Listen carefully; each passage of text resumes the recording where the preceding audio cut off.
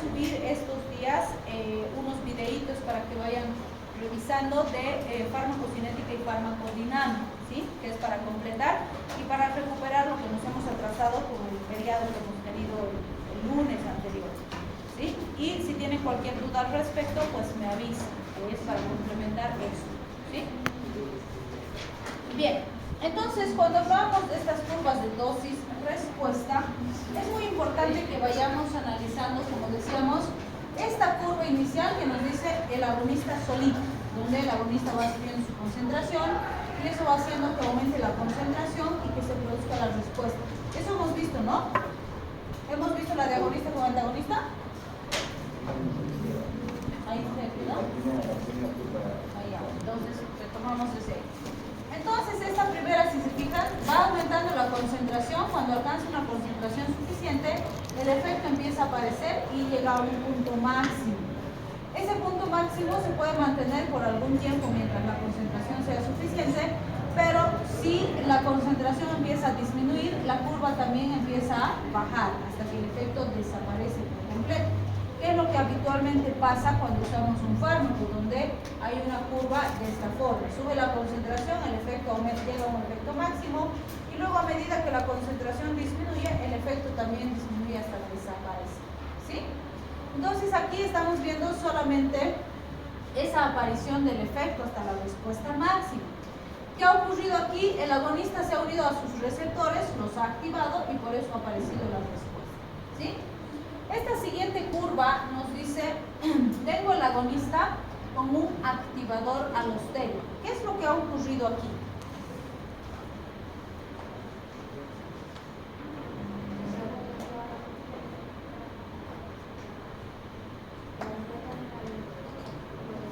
Muy bien, gracias a la acción del activador alostérico, que no se olviden que el activador alostérico, hemos dicho, es una sustancia que activa, por eso se llama así, pero se caracteriza por actuar en un sitio diferente al del agonista. Y por eso lo que va a producir es que la concentración va a ir subiendo. Si se dan cuenta, antes del agonista solo, ya empieza a haber un aumento significativo de la concentración de fármaco y sube a un nivel muy por encima que del agonista solo, ¿sí? Entonces, esto se consigue gracias a la acción de otra sustancia química en un lugar diferente al del sitio del agonista, ¿sí? Bien, esta siguiente curva nos dice es el agonista con el inhibidor competitivo o si quieren con el antagonista. ¿Qué ha pasado con esta curva? ¿Qué es esta? ¿Qué ha ocurrido? ¿Por qué en esta primera parte no hay efecto? ¿Cómo? En esa parte el inhibidor está favorecido. Muy bien, en esta parte el inhibidor o el antagonista está ganando los receptores, se está uniendo a los receptores, pero no los estimula, ¿sí? Y por eso sí aumenta la concentración, pero no hay efecto, ¿sí? La pregunta siguiente será, ¿por qué a partir de este punto aparece el efecto? ¿Qué ha ocurrido para que esa curva aparezca?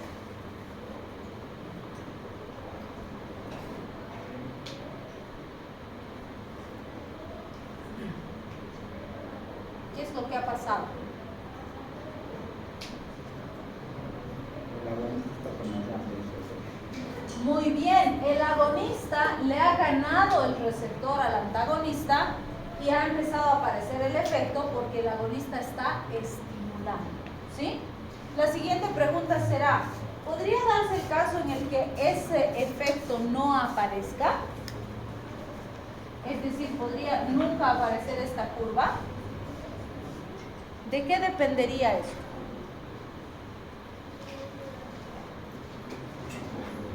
¿Qué ha pasado? ¿Están muy cansados? ¿Están en modo plan? El agonista, si no se había sido agonista, no había. El factor determinante aquí es el tipo de enlace. Porque imagínense, si el antagonista hubiera formado aquí enlaces covalentes con el receptor, No importa que yo siga aumentando la dosis del agonista, esa curva nunca iba a aparecer porque el receptor iba a permanecer ocupado por el antagonista. ¿Sí? Entonces, lo que determina que podamos modificar esa curva es el tipo de enlace que forma con el receptor específico. Si el enlace es débil, yo puedo ganarle el receptor y hacer que la curva aparezca. Si el enlace es fuerte, no importa qué modificaciones haga con el agonista, la respuesta nunca va a aparecer. ¿Sí? Muy bien. Y finalmente, cuando analizamos esto, nos dice el agonista con un inhibidor alostérico. ¿Qué es lo que ha ocurrido con la curva? Fíjense, ha tardado un poquito más en aparecer. Finalmente aparece, pero fíjense, cuando sube hasta su efecto máximo, no es ni la mitad que la del agonista solo. ¿Qué ha ocurrido? ¿Por qué la curva es plana?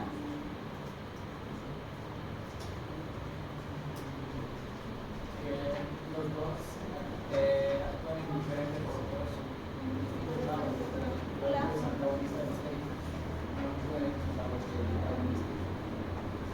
Ya, muy bien. Entonces, como es inhibidor alostérico, siempre va a bajar la potencia del agonista. Pero como dice muy bien su compañero, lo hace actuando en un sitio diferente al del agonista. Entonces, el agonista sí está actuando en sus receptores. Gracias a eso existe la curva, pero la curva es más plana porque el inhibidor está contrarrestando ese efecto. ¿Sí? La pregunta es, si yo aumento la dosis del agonista 100 veces, ¿podría cambiar esta curva y hacer que suba hasta el nivel de solo A? ¿Por qué no?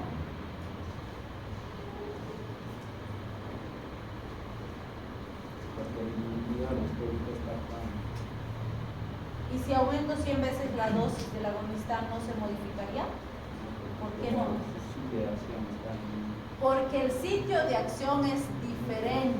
No importa las modificaciones que yo haga en él, porque él actúa en un lugar diferente. ¿Sí? Entonces, la pregunta más importante es, ¿para qué me sirve conocer esto cuando hablo de fármacos? Porque dicen, ay, pero mucha curva, si no sé cómo voy a darle fármacos al paciente con esa información. ¿Para qué sirve esto? ¿Qué nos permite entender cuando vamos a manejar fármacos en los pacientes? ¿Qué dice? Mandas una combinación de terapias. Muy bien, cuando combino fármacos es que me va a servir la aplicación de esto. Por ejemplo, digamos que tienen un paciente con una crisis asmática, ¿sí? Está con un broncoespasmo severo y ustedes le dan salbutamol que actúa en el receptor beta para producir broncodilatación, ¿sí? Le están dando salbutamol y ya le están dando la dosis máxima del salbutamol y el paciente sigue con broncoespasmo, no se ha estabilizado su crisis. Si le doy más salbutamol, lo voy a intoxicar. ¿Qué puedo hacer? Usar otro fármaco que potencie el efecto, como tenemos aquí, pero sin aumentar la dosis del salbutamol. Por ejemplo, le doy ipratropio, que actúa en los receptores muscarínicos, es un anticolinérgico, y puedo usar de los dos fármacos dosis menores a las dosis máximas y voy a tener más efecto. ¿Sí? Bromuro de ipratropio. Entonces, fíjense en ese caso, he asociado dos fármacos que me van a potenciar un efecto, pero que actúan en dos lugares diferentes. Y eso me ha permitido usar dosis más bajas de ambos sin llegar a niveles de toxicidad. ¿Sí? Para eso es que me sirve conocer estas características, porque siempre voy a necesitar usar en un paciente varios fármacos al mismo tiempo. O por ejemplo, puede darse el caso, les decía en algún momento, al paciente con COVID, ¿qué le hemos dado? Le hemos dado antigripal, que tiene paracetamol, pseudoefedrina, clorfeniramina, 3 fármacos diferentes, ¿sí? Además le hemos dado omeprazol para proteger su mucosa gástrica. Además le hemos dado acitromicina. Además le hemos dado ivermectina. Además le hemos dado vitamina C, vitamina D y zinc, ¿sí? Algunos les hemos dado, por ejemplo, mucolíticos como acetilcisteína. A otros les hemos dado algún antiviral, favipiravir, molnupiravir, dependiendo cómo estaban. Entonces fíjense, a un solo paciente para un cuadro viral le he dado más de 10 fármacos al mismo tiempo, ¿sí? Entonces cuando yo asocio esos fármacos, yo tengo que saber cómo van a interaccionar, si algunos van a competir o se van a antagonizar, porque voy a asociar en el mismo paciente, ¿sí? O por ejemplo, si mi paciente se ha infectado con COVID, pero además es diabético, ¿va a dejar de tomar sus fármacos para la diabetes mientras le haga el tratamiento para COVID? No. Entonces esos 10 fármacos que le voy a dar además, tengo que saber cómo van a reaccionar con sus fármacos para la diabetes. ¿Se dan cuenta?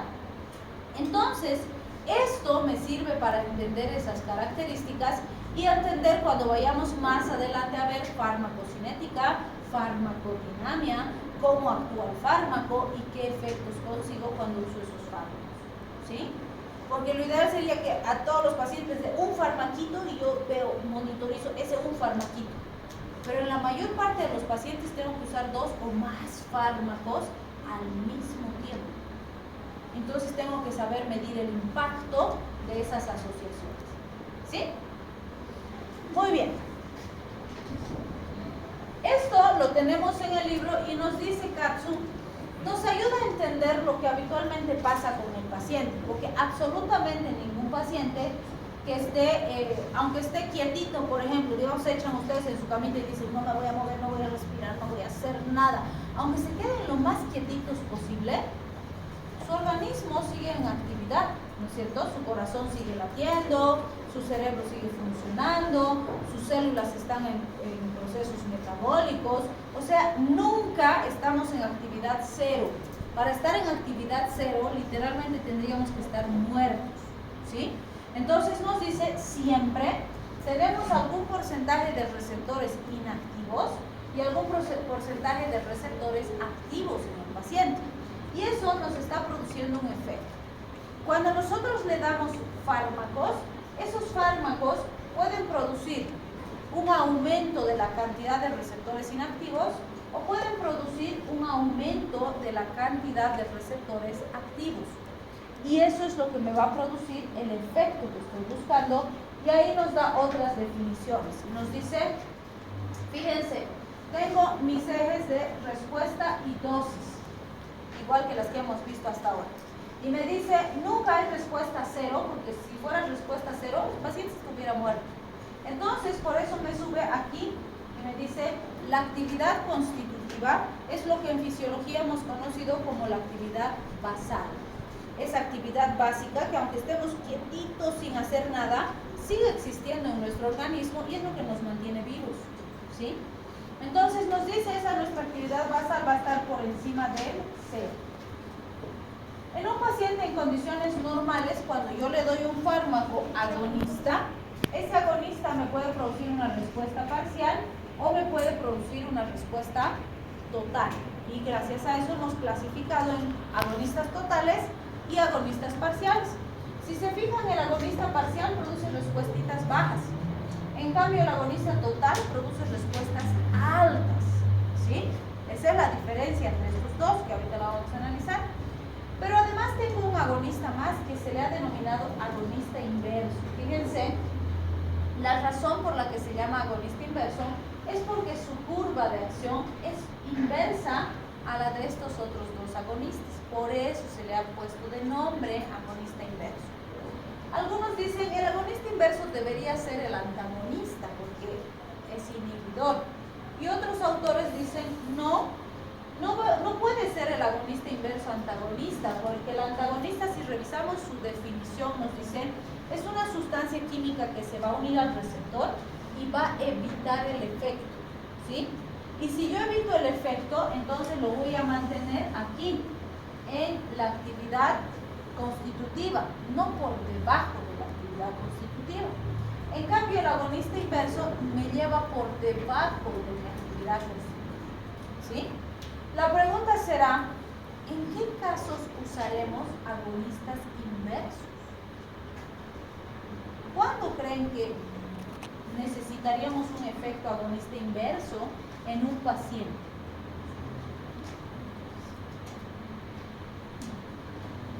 Porque fíjense, lo que estamos haciendo es llevarlo hacia cero. Como hay mucha dosis de agonista. Pero yo usaría un antagonista ¿para qué? Si el agonista está en exceso, el antagonista lo va a acercar a la actividad constitutiva, no por debajo de ella. ¿Sí? Porque esto es normal. Y ese es mi objetivo normalmente. Entonces, ¿cuándo mi objetivo será por debajo de esa actividad constitutiva? ¿No quieres decir? Es que ya lo sé. Por ejemplo, si vamos a operar un paciente, tiene que estar despierto, charlando, moviéndose. No, ¿no es cierto? Lo vamos a deprimir por debajo de su actividad constitutiva. Porque lo vamos a desconectar del entorno. Si le damos anestesia general, va a estar dormido, sedado completamente hasta que realicemos el procedimiento y después lo vamos a revertir. ¿Sí? Sus músculos tienen que estar relajados porque si no se va a pelear con el cirujano cuando esté cortando pared, abriendo pared y fusionando músculos, etc. ¿Sí? O por ejemplo, imagínense un paciente al que le tienen que hacer un trasplante de corazón. Van a sacar el corazón y va a estar chisgueteando la sangre. No, ¿no es cierto?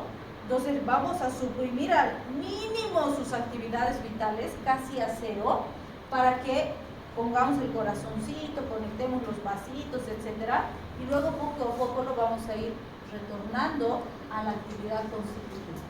¿Sí? Entonces, si bien son situaciones particulares en las que vamos a utilizar esto, sí existen situaciones en las que necesitamos agonistas inversos que nos produzcan un efecto por debajo de la actividad constitutiva. ¿Sí? Las anestesias, por ejemplo. Situaciones donde necesites deprimir al paciente. ¿Sí? Por ejemplo, los relajantes musculares también nos producen ese efecto en algunos casos. Si vas a conectar a un paciente a un ventilador mecánico, necesitas que todos sus músculos ventilatorios estén absolutamente relajados, no pueden estar funcionando, porque la máquina, que es exacta, va a respirar, por decirte, 12 por minuto, cabalito, no se va a pasar, ni más ni menos. En cambio, el paciente no puede, un minuto va a ser más, otro minuto menos, y se va a pelear con la máquina. Entonces, si va a estar conectado al ventilador mecánico, voy a usar un relajante muscular para que sus músculos no funcionen. Van a estar en cero, literalmente. Y cuando deje de estar en el ventilador mecánico, lo tengan que sacar, por ejemplo, porque ya está más estable, decimos lo vamos a destetar al paciente, porque sí vamos a ir haciendo que sus musculitos vuelvan a funcionar y vamos a ir quitando poco a poco el ventilador, hasta que el pacientito por sí mismo vuelva a ventilar. ¿Sí? Entonces depende qué situaciones, no solamente las cirugías, es solamente un ejemplo. ¿Sí? Bien, este gráfico nos ayuda a resumir varios conceptos que ya hemos visto. Por ejemplo, hemos hablado de los agonistas totales y los agonistas parciales, ¿no es cierto? Lo hemos visto en el gráfico, las dos curvas que producen. Si se fijan en el gráfico, los agonistas totales nos producen curvas grandes y las parciales curvas pequeñitas, ¿sí? Pero si vemos la cantidad de receptores que ocupan, resulta que tanto los totales como los parciales ocupan todos los receptores. Si este ocupa 100, este también ocupa 100. ¿Sí? La pregunta es, si los dos ocupan 100 receptores, ¿por qué este produce respuestas máximas y este produce respuestas bajas? ¿Por qué? ¿Cómo? No, pueden estar en las mismas dosis. Por decirte, este 100 miligramos y este también. ¿Por qué habrá esa respuesta? Hay una característica de los fármacos que se llama actividad intrínseca o capacidad intrínseca del fármaco. ¿Sí? Esa capacidad intrínseca del fármaco existe en el diseño químico de cada fármaco que se ha establecido cuando se lo ha creado y no es modificable. ¿Qué quiere decir eso? El fármaco que tiene respuesta elevada, porque su capacidad intrínseca es alta, siempre va a producir las respuestas máximas. ¿Sí? No importa si le doy menos dosis, más dosis, siempre va a producir respuesta máxima. En cambio, el fármaco que tiene capacidad intrínseca baja, siempre va a producir respuestas bajas. aunque le dé más dosis, aunque use más fármaco, siempre va a producir respuestas bajas, ¿sí? La pregunta es, ¿cuál es mejor? ¿El agonista total o el agonista parcial? ¿Cuál será mejor?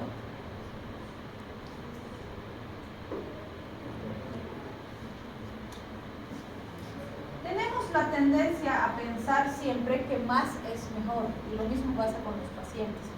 Y no es cierto, ¿sí? Porque a veces decimos, es que el agonista total produce respuestas más altas, entonces es mejor. No, depende del paciente, ¿sí? Por decir, tengo un paciente que está manejando frecuencia cardíaca de 55, o sea que está bradicardia, ¿sí? Necesito subir su frecuencia cardíaca. Entonces agarro y le doy un fármaco agonista para que me aumente la frecuencia cardíaca. Y es un agonista total, o sea que me produce las respuestas máximas, ¿sí? Entonces resulta que de 55 me sube a 90. ¿90 es normal? Sí, está dentro de lo normal, ¿no es cierto? Lo normal es de 60 a 90. Pero mi paciente en vez de ponerse mejor se pone peor. Empieza a sentir que le duele su pecho, siente que se le va a salir el corazón por la boca, se agita, se pone diaforético y dice, todo no creo que me voy a morir, ¿qué me ha dado? Me estoy poniendo mal. Se siente peor. ¿Está dentro de un rango normal? Sí, pero fíjense, como el agonista total es tan potente, le he subido casi al doble de lo que estaba manejando su presión, ¿se dan cuenta? O bueno, en este caso su frecuencia cardíaca. Entonces mi paciente, en vez de sentirse mejor con esto, aunque esté dentro de un rango normal, se pone peor, ¿sí? Entonces para este paciente, ese agonista total no es el mejor fármaco. Le doy un agonista parcial y por decirle, le sube de 55 a 75. El paciente ahora está dentro de un rango normal y se siente bien. No le duele, no le molesta, no se pone diaforético, no se agita, no le nada. Entonces, para este paciente, este agonista parcial es mejor. ¿Sí? Entonces, vean, no es el fármaco lo que determina que es mejor, es el paciente el que va a determinar qué es mejor en cada caso. ¿Sí? Porque yo puedo agarrar y les doy paracetamol a todos ustedes y todos ustedes van bien y él se me complica. Entonces, para él, ese paracetamol no sirve, porque le genera daño, no lo recibe bien, ¿sí? Entonces, cada paciente tiene que recibir un tratamiento individualizado, ¿sí? Bien, cuando hablamos de los antagonistas, fíjense, puede ser competitivo o no competitivo. Estos ya los hemos conocido cuando hemos visto generalidades. Cuando vemos generalidades decimos, ¿cuándo compite un fármaco por un receptor? Cuando el tipo de enlace es débil, se puede separar, se va a poder desplazar, ¿sí? Pero si el tipo de enlace que forma con el receptor, el antagonista, es fuerte, covalente, no puedo competir. Porque aunque yo le dé agonista en grandes cantidades, no va a pasar nada, este no se va a separar del receptor nunca. Entonces ahí digo, es no competitivo, no puedo revertir esa respuesta, ¿sí? Entonces fíjense, en este ejemplo, lo que estoy diciendo es que tengo el receptor, tengo un agonista que viene y se une a este receptor y lo activa, y tengo un antagonista que viene, se une al receptor y lo inactiva, ¿sí? Estos dos, para producir su acción, es determinante el receptor, porque al unirse se activa, al unirse se inactiva, ¿sí? Cuando hablo de un antagonista farmacológico, la definición me dice, el antagonista farmacológico es una sustancia química que se une a otra sustancia química y la inactiva. Vale decir, en este caso, mi antagonista farmacológico sería una sustancia química que viene, por ejemplo, aquí, se une a mi agonista y este ahora ya no puede unirse a su receptor. ¿Qué ha hecho? Solo ha bloqueado al agonista. No ha hecho absolutamente nada con el receptor. Por eso me dicen, no media el receptor. Es una sustancia química que bloquea a otra sustancia química, ¿sí? Ese es antagonismo farmacológico. Fármaco que bloquea a otro fármaco. También tengo antagonismo fisiológico. Como el nombre dice, voy a antagonizar una función específica sin que medie el agonista ni el receptor. ¿Sí? Por ejemplo, digamos que tienen un paciente que es alérgico a la picadura de insectos y le ha picado una abeja. ¿Sí? Entonces se ha producido una respuesta alérgica, está con edema de glotis, en los pulmones hay broncoespasmo, se me está complicando el paciente. ¿Sí? Y resulta que la histamina ha formado un enlace covalente con el receptor de histamina, por lo tanto no puedo desplazar la histamina de su sitio de origen. ¿Qué puedo hacer para estabilizar a ese paciente? Usar otro fármaco que actúe en otro sitio para que lo estabilice. Por ejemplo, ahorita no puede respirar porque está con broncoespasmo. ¿Qué le puedo dar? Adrenalina. ¿Qué va a hacer la adrenalina? Va a actuar en sus receptores beta en pulmón y va a estimular broncodilatación. Entonces, fíjense, la histamina en el receptor de histamina que lo está estimulando y eso me está generando broncoconstricción. La adrenalina va a ir a actuar en el receptor beta y me va a generar broncodilatación. Se va a estabilizar mi paciente, pero no he hecho nada con la histamina ni con su receptor. He usado otro receptor, otra sustancia química para producir el efecto contrario. ¿Sí? Entonces el antagonista fisiológico es aquella sustancia química que contrarresta el efecto, sin actuar en la sustancia química ni su receptor. ¿Sí? ¿Está claro? Bien. Cuando hablamos de la duración de acción del fármaco, existen varios factores que han demostrado ser importantes para determinar cuánto tiempo va a actuar un fármaco específico. ¿Sí? ¿Por qué? Así como hemos visto en la clase anterior y hemos dicho, un efecto puede aparecer en 45 segundos, otro en horas, otro en días y otro incluso en semanas, la duración de ese efecto también es muy variable. Hay fármacos que, por decirles, van a tardar 2 o 3 minutos en desaparecer los efectos. Hay fármacos que van a durar un par de horas. Hay fármacos que van a durar semanas sus efectos. Entonces, para cada fármaco también es diferente. Y esto es porque hay mecanismos diferentes que determinan esa duración. Por ejemplo, decíamos, los más sencillos son unión fármaco-receptor. Es decir, viene el receptor, viene el fármaco, se une al receptor, lo activa y hay efecto.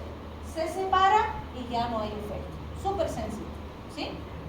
Pero tengo situaciones donde el tipo de unión de ese fármaco con el receptor es covalente, es un enlace fuerte. Y este agonista no se va a separar de este receptor. Por lo tanto, en este caso, para que este efecto desaparezca, ¿qué tendría que pasar?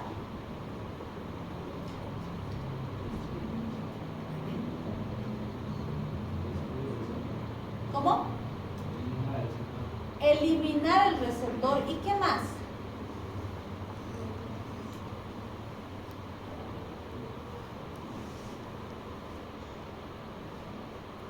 ¿Qué dice? Tengo que eliminar, porque hemos dicho que nunca más se va a separar. Entonces lo tengo que eliminar. Pero, ¿y si elimino, no voy a quedar sin receptores? Claro, pues entonces, ¿qué tiene que pasar? Tengo que sintetizar un nuevo receptor. Y ahí recién va a desaparecer el efecto. ¿Sí? ¿Habrá fármacos que hacen esto? Claro que sí. Normalmente van a durar más tiempo y me van a producir efectos más prolongados. ¿Sí? Por ejemplo, si ustedes le dan a un paciente aspirina, ¿qué va a hacer la aspirina? Es un antiagregante plaquetario. ¿Por qué uso una sola vez al día? Porque bloquea la COX en la plaqueta y a partir de ese momento esta plaquetita es incapaz de agregarse a otra plaquetita. Su mecanismo de acción es irreversible. ¿Qué significa eso? Que esta plaquetita nunca más en toda su vida va a poderse agregar a otra plaqueta. ¿Qué tiene que pasar para que ese efecto desaparezca?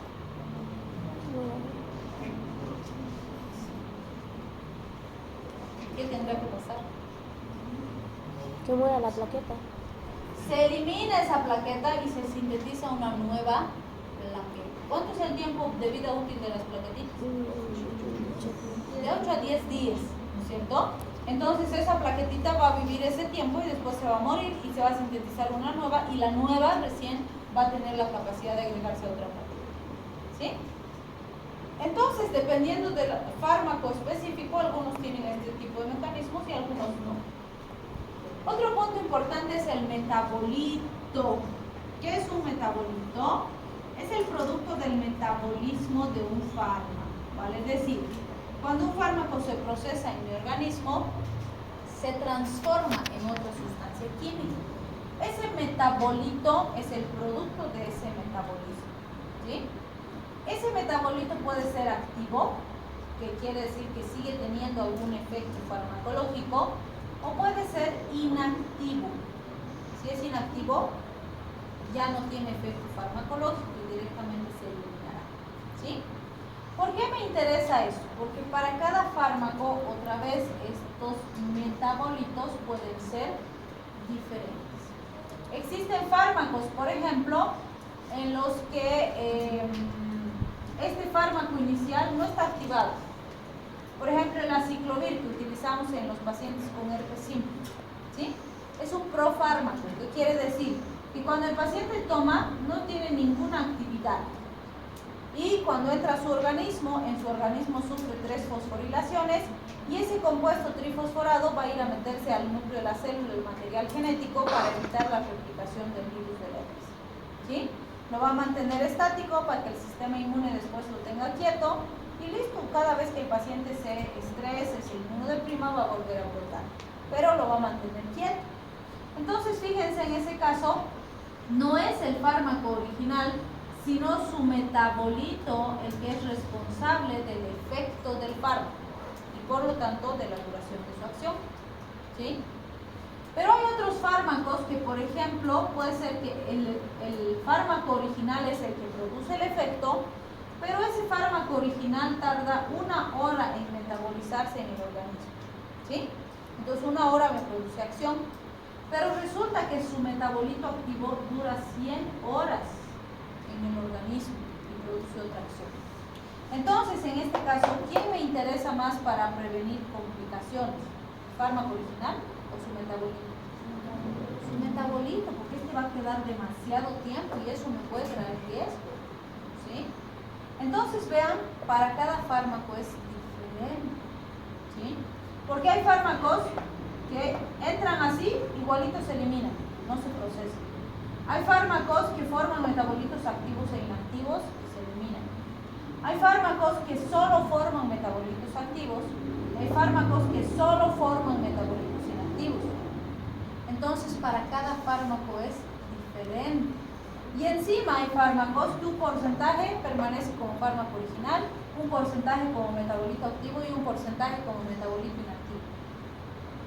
Cada fármaco es diferente. Entonces, vean, ahora vamos a definir estos conceptos, pero más adelante tenemos que aprender para cada fármaco cómo es.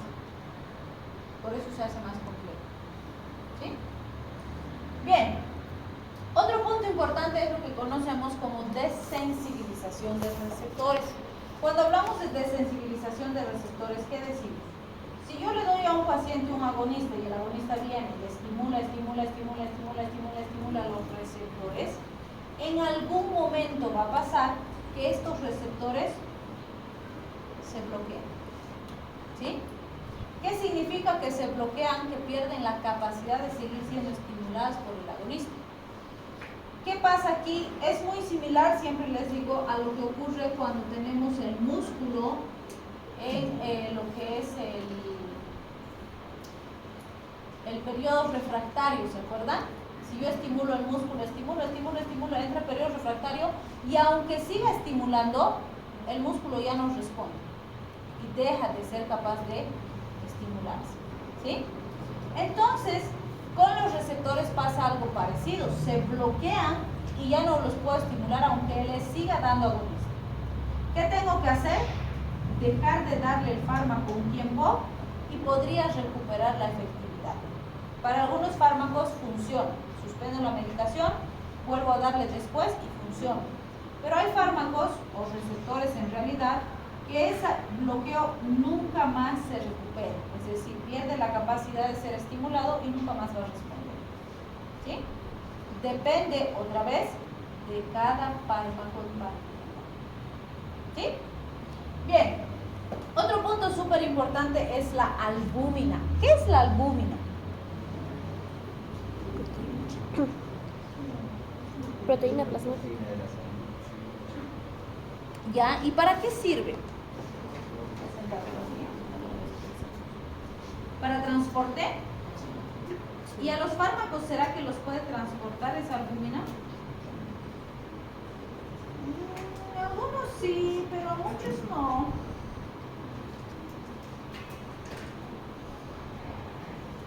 ¿Qué dicen? ¿Se podrá? ¿No se podrá? ¿Qué pasará?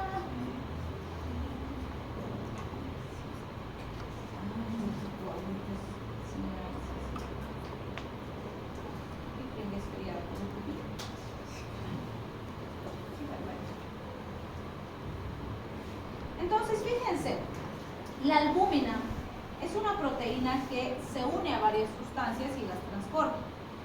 Todos los fármacos pueden unirse a la albúmina, pero para cada fármaco ese porcentaje de unión a la albúmina ya está determinado, ¿sí?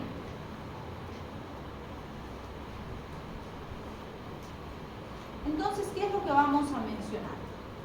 Cuando nosotros hablamos de la albúmina, en el caso de los fármacos, la albúmina se considera como un sitio de unión inerte para los fármacos. ¿Por qué? Si estamos diciendo que el fármaco tiene que venir y unirse a este receptor para activarlo y producir un efecto, ¿qué pasaría si este fármaco se une a la albúmina, que es una proteína grande? ¿Será que así unido va a poder unirse a su receptor? No. Por eso me dice es inerte, es como si estuviera muerto el fármaco, porque no puede unirse a su receptor y por lo tanto la cantidad de fármaco unido a la albúmina no sirve, no cumple función farmacológica. ¿Sí? Además, fíjense, ¿será que este fármaco puede ir al hígado para que el hígado lo metabolice mientras esté unido a la albúmina? No. ¿Será que este fármaco se puede eliminar por el riñón mientras esté unido a la albúmina? No, porque las proteínas se filtran por el glomérulo. No, porque son muy grandes. ¿Sí? Y por eso me dicen es un sitio de unión inerte, porque mientras esté unido no cumple ninguna función, no se metaboliza y no se elimina. ¿Sí? ¿Y por qué es eso importante? Hay fármacos que su unión de porcentaje a la, su porcentaje de unión a la albúmina es 0%. ¿Sí? Y hay fármacos que su porcentaje de unión a la albúmina es, por decirles, 99%. Si hablamos de hormonas tiroideas, como han debido aprender en fisiología y también hemos visto en bioquímica, 99% están unidas a la globulina fijadora de tiroxina. 1% está suelto, libre. Ese 1% o menos del 1% en realidad, porque para una es 0.04 y para la otra es 0.4, es suficiente para mantener la función tiroidea adecuada. Si eso fuera más, tenemos hipertiroidismo. ¿Sí? Entonces siempre les digo, ustedes no se van a inventar, ni van a calcular, ni se tienen que imaginar el porcentaje de unión a proteínas que tiene el fármaco. Eso ya está establecido en esos 20 años de estudio del fármaco.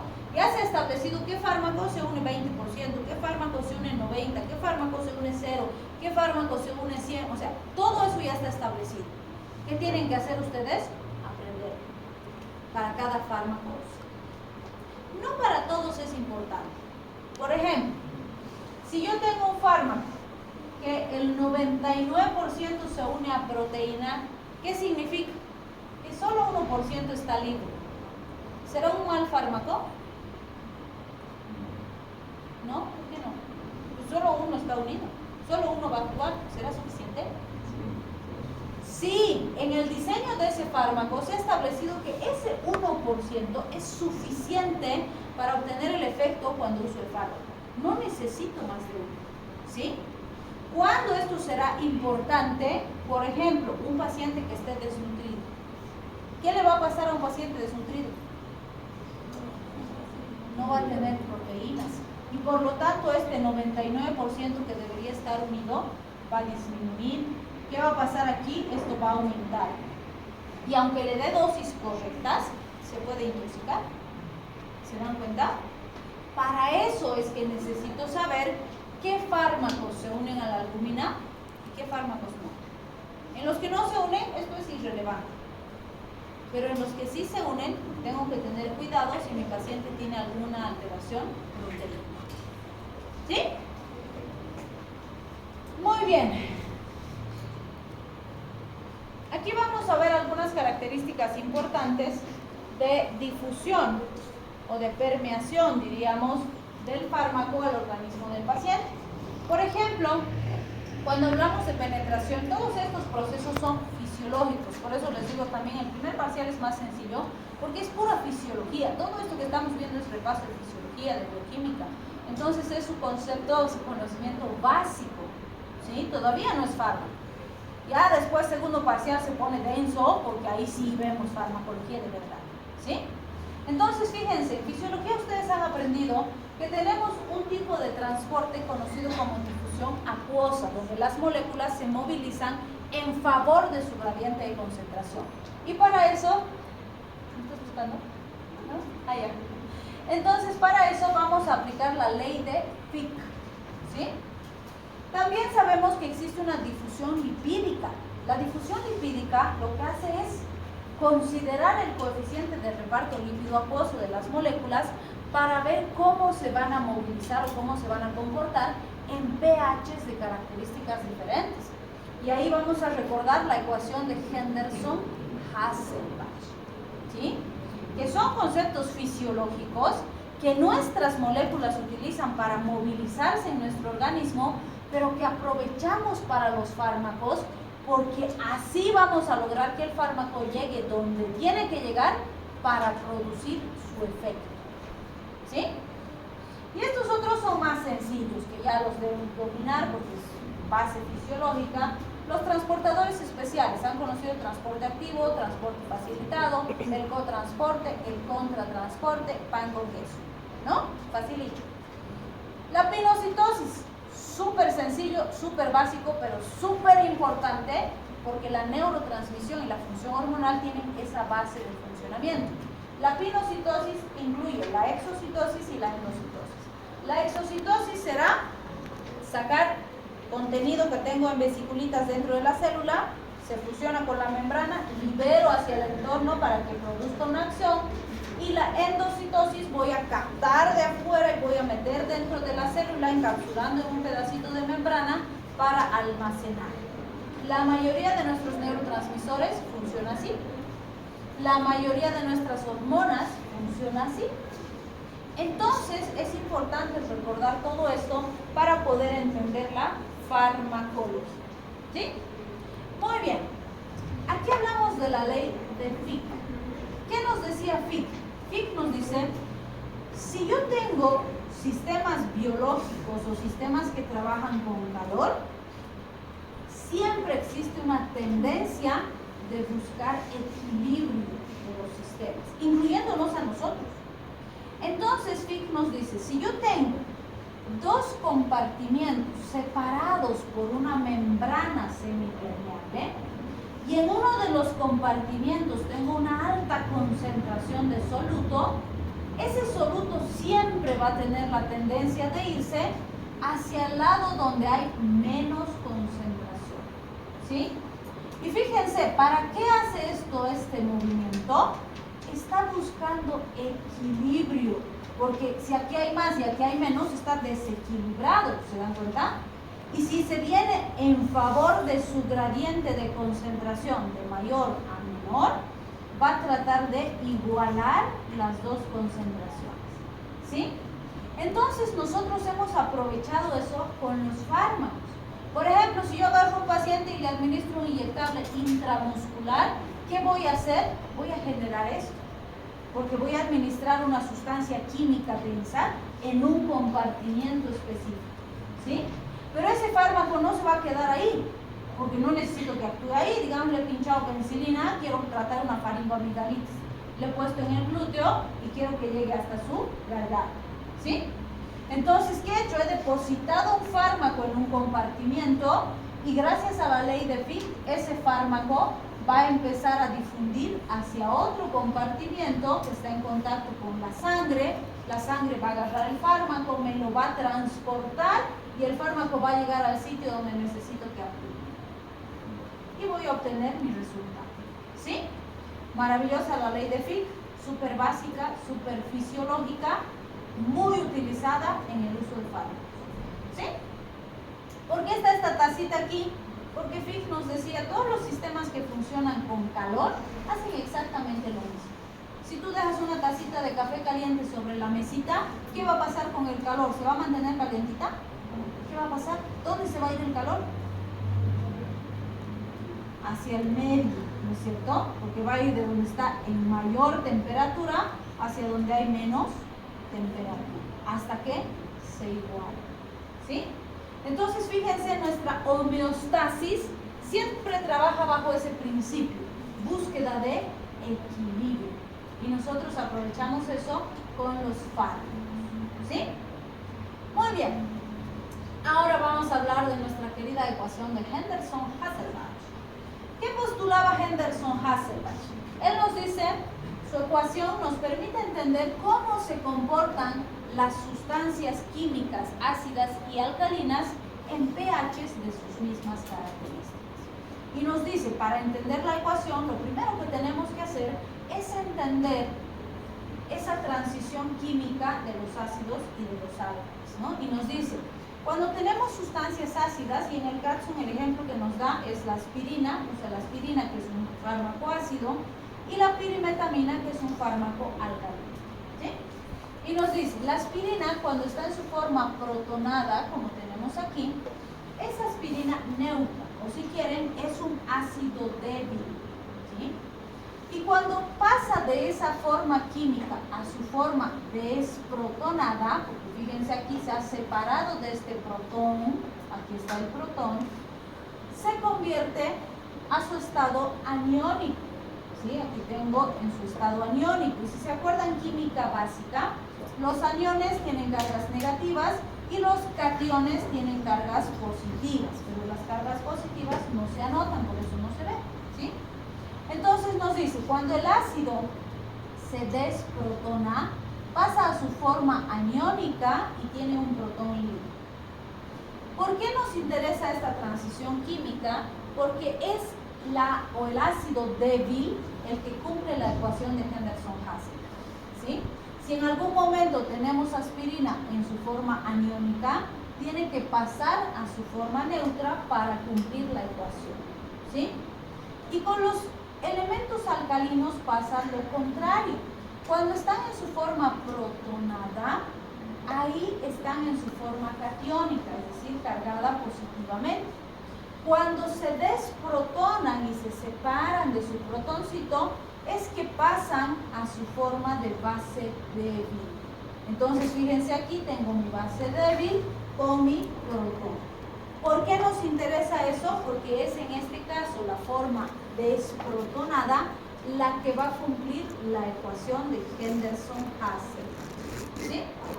Entonces, ¿qué nos dice Henderson-Hasselbalch? Nos dice, los ácidos y las bases en sus formas débiles son más liposolubles en pHs de sus mismas características. Vale decir, los ácidos en pHs ácidos son más solubles. Las bases en pHs alcalinos son más solubles. ¿Sí?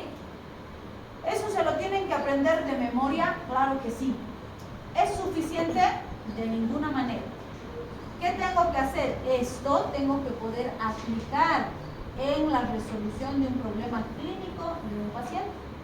Entonces, ¿para qué me sirve eso? ¿Sí?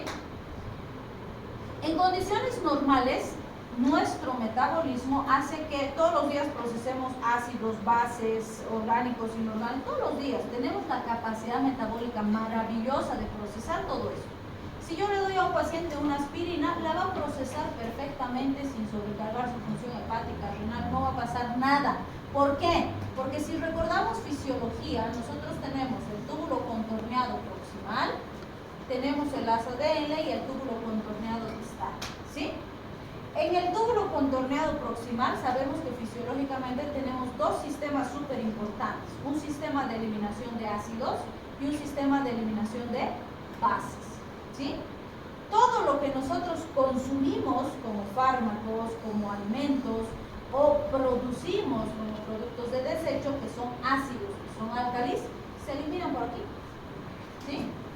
De la misma forma, todos los días mi organismo va eliminando hacia la orina un montón de solutos, electrolitos, agua, etc. ¿Sí? Entonces, ¿qué recordamos de fisiología? Todo lo que se queda dentro de la luz tubular, porque es un sistema de tubos, ¿no es cierto? Todo lo que se queda en esta luz tubular lo voy a eliminar como orina. ¿Sí? ¿Y todos los días orinamos? Claro que sí, súper importante para eliminar sustancias del organismo, tóxicos, desechos, ¿sí? Pero no todo lo que llega a la luz tubular lo voy a eliminar en la orina. Por ejemplo, todos los días aquí va a llegar calcio, magnesio, aminoácidos, glucosa, agua, electrolitos, bicarbonato, etc. ¿Sí? Sodio, potasio y demás. Pero mi organismo, ¿qué va a decir? El calcio, por ejemplo, no lo tengo que perder en la orina, lo necesito. Entonces, ¿qué va a hacer? Lo va a recuperar. Y van a haber distintos segmentos en toda esta red tubular donde voy a recuperar. Recupero mi calcio, recupero mi magnesio. Si necesito más bicarbonato, entonces agarro más bicarbonato. Si no, que se vaya. ¿Sí? Y todo el tiempo mi nefronita maravillosa está haciendo eso. Viendo qué elimino y qué recupero. Qué elimino y qué recupero. ¿Sí? Entonces, en condiciones normales, cuando yo tomo fármacos, esos fármacos van a ser eliminados por estos mismos sistemas, ¿sí? Que cuando es una dosis correcta, no pasa nada. El paciente va a estar tranquilo, yo no necesito hacer nada, su cuerpito solito va a eliminar el fármaco sin ningún problema, ¿sí? Pero ¿qué pasaría, por ejemplo, si mi paciente se alocó, se quería suicidar y tenía un frasco de aspirinas, entonces agarra y se ha tomado 100 aspirinas de una? ¿Qué le va a pasar a ese paciente? ¿Será que su organismo va a poder sacar toda esa aspirina? No, pues va a colapsar, ¿no es cierto? Y mi paciente va a entrar en acidosis, ¿sí? ¿Qué va a hacer su organismo? Va a intentar sacar todo ese exceso de ácido por su riñoncito. Entonces va a empezar a traer aquí grandes cantidades de sustancia ácida. ¿Qué va a pasar con el pH urinario? Se va a volver súper ácido, ¿sí? Ahora aplicamos ecuación. ¿Qué me dijo Henderson Hasselbalch? Sustancias ácidas en pHs ácidos son más solubles. Entonces, ¿qué va a pasar con esa aspirina? ¿Se va a eliminar más por la orina o se va a regresar al plasma? Porque todo lo que se reabsorbe aquí, no se olviden, regresa al plasma. ¿Qué va a pasar con esa aspirina? ¿Se va a eliminar o se va a regresar? Se va a regresar, porque ácido en pH ácido se reabsorbe, ¿sí? Entonces, ¿eso le está ayudando al paciente a estabilizarse? No, va a seguir intoxicado. Entonces, ¿qué puedo hacer aplicando la ecuación para ayudarle a este paciente? Alcalinizo la orina, ¿sí? Entonces, yo cambio el pH y lo convierto en un pH alcalino. ¿Y qué va a pasar? Sustancia ácida en pH alcalino no se reabsorbe. Voy a bloquear su reabsorción, por lo tanto se va a quedar en la luz tubular y voy a poder eliminar mayor cantidad en la orina y eso me va a ayudar a que mi paciente se vaya desintoxicando. Por supuesto que esto no es lo único que voy a hacer en ese paciente intoxicado. Voy a manejar líquidos, electrolitos, ver si tengo antídoto, qué más le doy, etc. Pero esto me va a ayudar a aumentar la eliminación de la sustancia tóxica que me está generando un problema. ¿Sí? Entonces, esta es la parte más importante. ¿Tengo que saber de memoria la ecuación? Claro que sí, pero lo más importante es que sepa cuándo me sirve, cómo aplico esa ecuación en un paciente que está con un problema de salud. ¿Sí? ¿Y con qué alcalinizaríamos ese pH urinario? Bicarbonato es la sustancia más utilizada. No la única, pero sí la más utilizada. ¿Sí? Entonces, si yo les digo, mi paciente estaba con un pH de 4, súper ácido, ¿no? En la orina. Y entonces no estaba pudiendo eliminar ácido acetil salicílico por la orina. Por lo tanto, yo he usado bicarbonato de sodio, he alcalinizado el pH urinario hasta 6 y ahora elimino más ácido acetil salicílico por la orina. ¿Cierto o falso? ¿Cierto?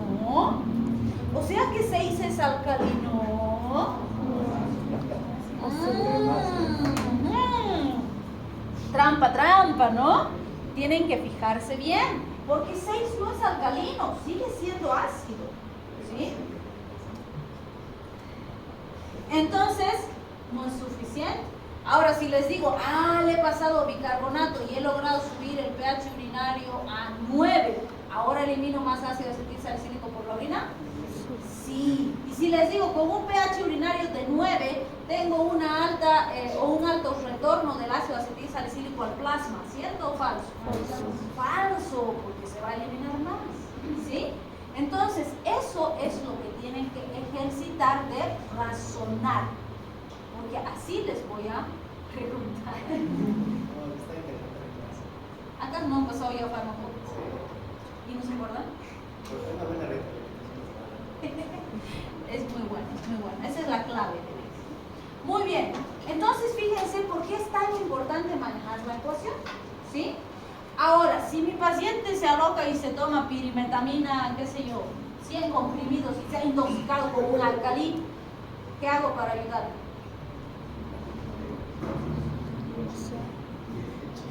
¿Qué hago?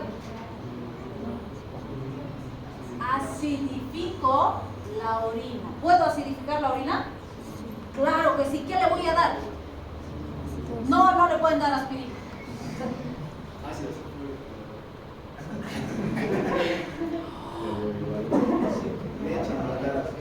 Leche. ¿Qué le doy para acidificar la orina? Bioquímica.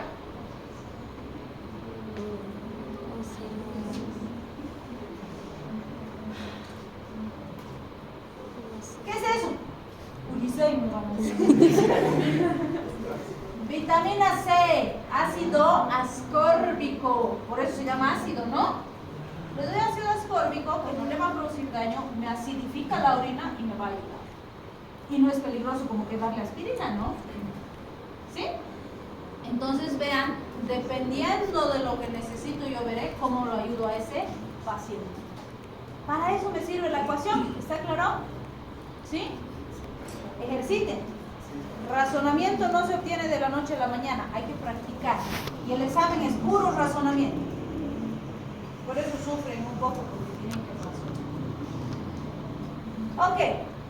Cuando hablamos de las características individuales que determinan o afectan a la respuesta farmacológica, tengo que considerar todos los elementos relacionados al paciente, al fármaco, a las características exógenas y demás, porque cada una es importante en la decisión que voy a tomar de qué fármaco uso y cómo uso un fármaco. ¿Sí? Entonces, cuando hablamos del paciente, existen varios elementos fisiológicos que necesito considerar para determinar cómo voy a manejar al paciente.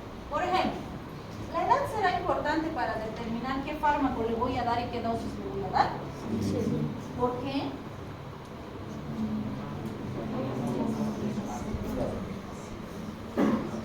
No se olviden que los dos extremos de la vida, los chiquititos y los abuelitos, son más sensibles a cualquier cosa que ustedes vayan a utilizar.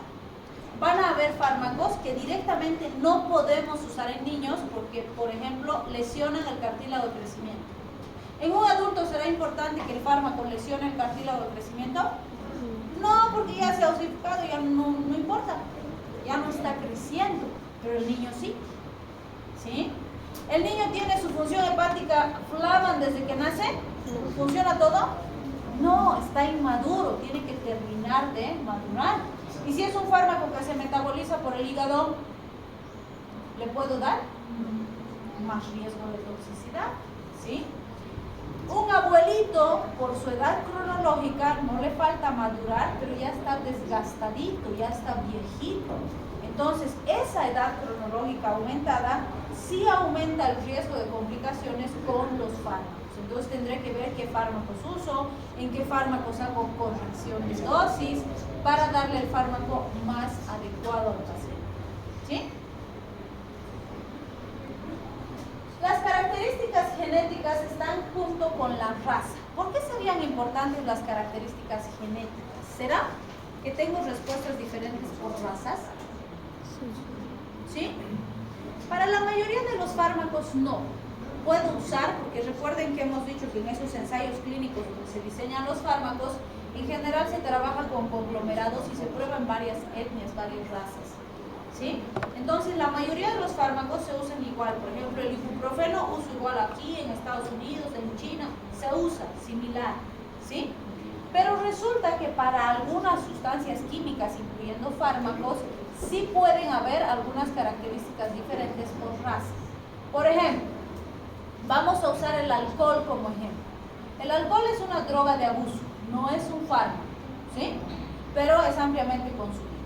Se ha visto, por ejemplo, que la raza oriental tiene menos producción de alcohol deshidrogenasa que las otras razas. ¿Qué significa eso?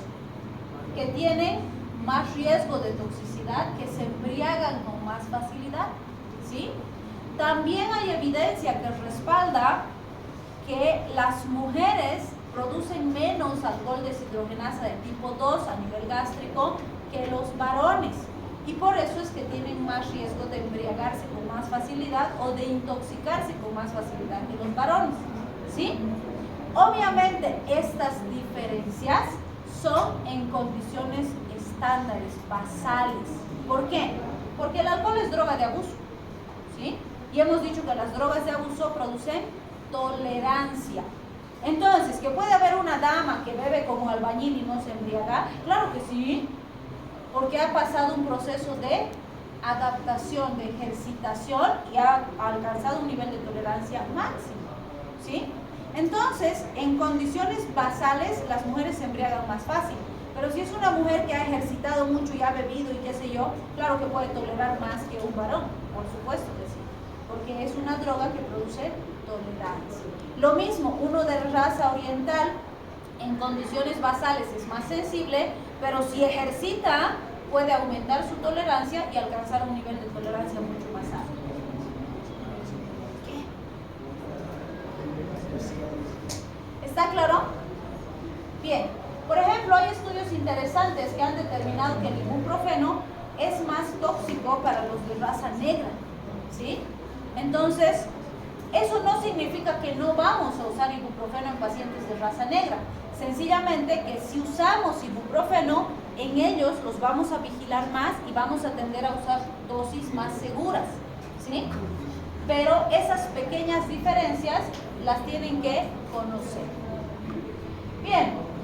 Otro elemento importante, el peso. ¿Por qué sería importante el peso cuando voy a hacer la dosificación?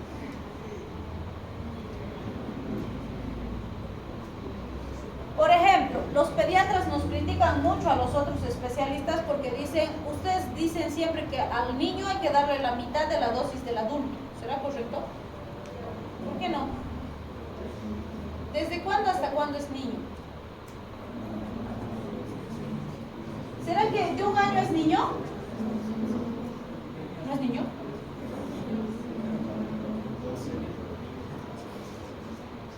¿Hasta qué? Yo. ¿Hasta qué? ¿De 12 años es niño? Ah, ¿no es niño? ¿Entonces qué es? Puber. Bueno, sí, pero sigue siendo niño. 14. Hay autores que dicen sí, incluso hay autores que dicen que hasta los 16 años. Digo, no, ese ya es viejo.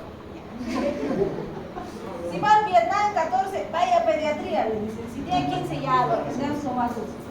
Entonces, la mayoría, lo más aceptado es hasta los 14 años.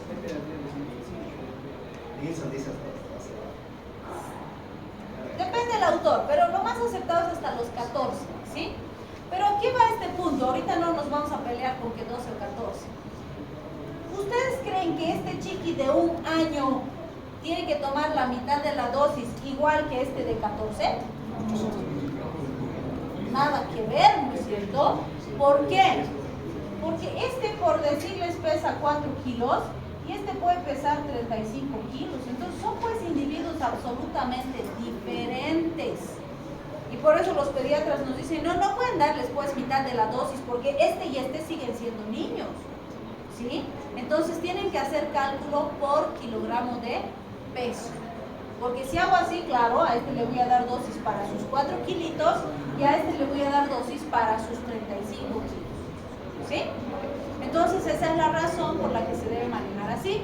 ¿Será que puedo tener un chiqui de 1 año que pese 4 kilos y un chiqui de 1 año que pese 8 kilos? Claro que sí, y los dos están sanos si su talla es acorde para su peso. Entonces, por esa razón es que debo hacer siempre el cálculo por kilogramo de peso. ¿Sí? ¿Está claro? Muy bien. El embarazo es una condición absolutamente fisiológica, ¿sí? Pero no implica que esa mamá no se pueda enfermar. Entonces esa mamá puede tener COVID, puede tener neumonía, puede tener diabetes y va a necesitar fármacos. Cuando hablo de una mujer embarazada tengo que ver el riesgo de teratogénesis. ¿Qué es la teratogénesis? La probabilidad de producir daño en el producto de la gestación, ¿sí? Los fármacos tienen clasificación de seguridad durante el embarazo y hay clasificación A, B, C y todo. La gran mayoría son clasificación C. ¿Qué significa clasificación C?